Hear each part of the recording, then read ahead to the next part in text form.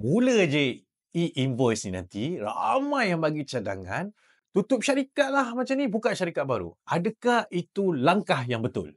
Okey, jom kita tengok.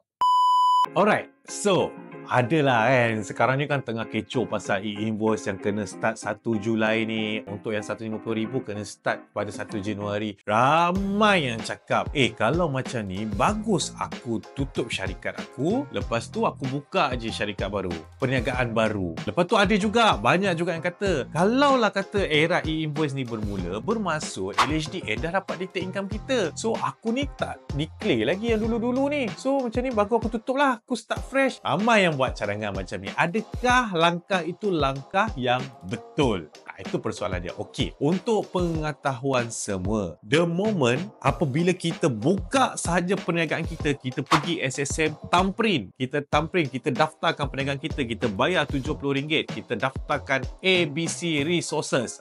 Bermulanya kita daftar itu, fail kita telah dibuka. SSM dah hantar data kita kepada LHDN. Dia dah bagi tahu pada LHDN, ni awak ada buka ABC Resources. Bila? 1 hari bulan Januari 2018.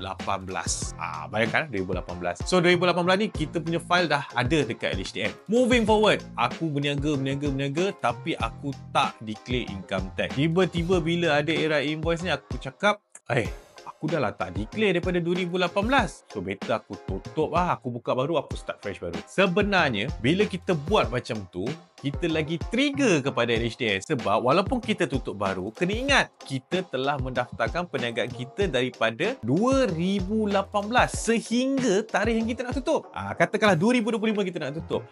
Bayangkan 18, 19, 20, 21, 22, 23, 24, 25 kan. 8 tahun kita tak pernah declare income tax. Adakah dengan cara kita tutup syarikat kita, tutup perniagaan kita tadi, tutup SSM kita tadi, kita akan terlepas? Jawapannya tidak. Sebab apa? The moment bila kita membuka perniagaan, kita dah patut mengikut Akta Companies Act ataupun Akta Syarikat. Yang paling latest, Akta Syarikat 2016.